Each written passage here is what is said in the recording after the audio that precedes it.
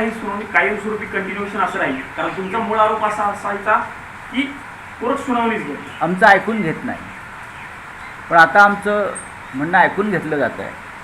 काल कपिल सिब्बल यांना 2.5 तासाचा वेळ कोर्टानं दिला. कोर्ट उठेपर्यंत 4:30 वाजेपर्यंत कोर्टानं 2:30 वाजल्यापासून पुढला सगळा काळ हा आमचं म्हणणं ऐकून घेतलं.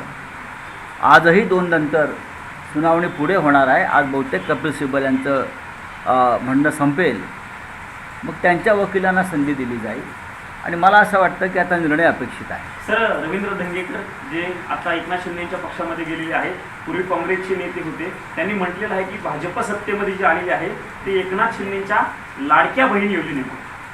मला माहीत नाही ती कोणामुळे आली, पण प्रचंड भ्रष्टाचार आहे निवडणुकीत झालेला आहे आणि बहिणींना 1,500-1,500 रुपये देऊन मतं विकत घेतली आणि त्यातील 92 लाख बहिणी या अपात्र ठरल्या. या सगळ्याचा हिशोब आता द्यावा लागेल. बोले राधेश्याम मोपलवार यांच्या कंपनीला 200 कोटीचं कॉन्ट्रॅक्ट देण्यात आलेलं आहे. माझी IAS अधिकारी आहे ना, त्याच्यावरती मी कसं काय बोलू? मोपलवार हे राज्य शासनामध्ये सार्वजनिक बांधकाम वगैरे खात्यात काम करत होते असे माझी माहिती आहे. हे समृद्धी महामार्ग किंवा शक्तिपीठ या दोन्ही मार्गांना खरं म्हणजे त्यांचं नाव द्यायला पाहिजे तर मोपलवारांचं. अशी परिस्थिती होती. पण जेव्हा अधिकारी सरकारमध्ये काम करतात त्याच्यानंतर एवढ्या मोठ्या प्रमाणात हो, पण न्यायाधीशांना नंतर राज्यसभा मिळतात. हो, पण राज्याच्या मुख्यमंत्र्यांना ह्याच्यावरती उत्तर द्यावं लागेल. राज्याचे जे मुख्यमंत्री आहेत अत्यंत प्रामाणिक, सचोटीचे वगैरे जे आपण ज्यांना म्हणतो, अत्यंत प्रामाणिक, सचोटीचे, नेक, इमानदार, त्यांनी याचं उत्तर द्यायला पाहिजे ना. तुम्ही हा पक्ष विरोधी पक्षाला कसं काय विचारू शकता?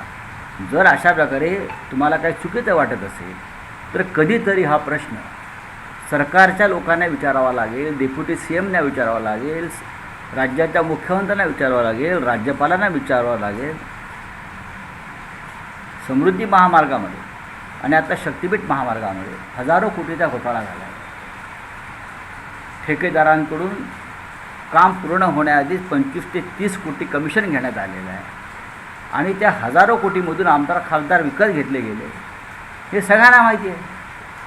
अशा प्रकारच्या कामातून अनेक अधिकारी, अनेक ठेकेदार, अनेक राजकारणी हे इतके फुगलेले आहेत म्हणजे बेडकांचा बैल झाला, इतके फुगलेले आहेत. आता ह्या सगळ्यावरती आपल्या प्रामाणिक सचोटीच्या मुख्यमंत्र्यांनी उत्तर दिलं पाहिजे. माझं काहीच म्हणणं नाही त्याच्यावरती. सर, मोहन भागवत आज JNG सोबत संवाद साधत आहेत. सगळ्या JNGंना त्यांनी मुंबईत एकत्र बोलवले. नाही, JNGमध्ये कोण? हे सगळी भाजपा किंवा संघ परिवारातल्या नेत्यांची मुलं आणि नातवंड आहेत. मी JNG ज्यांना मानतो त्यांना,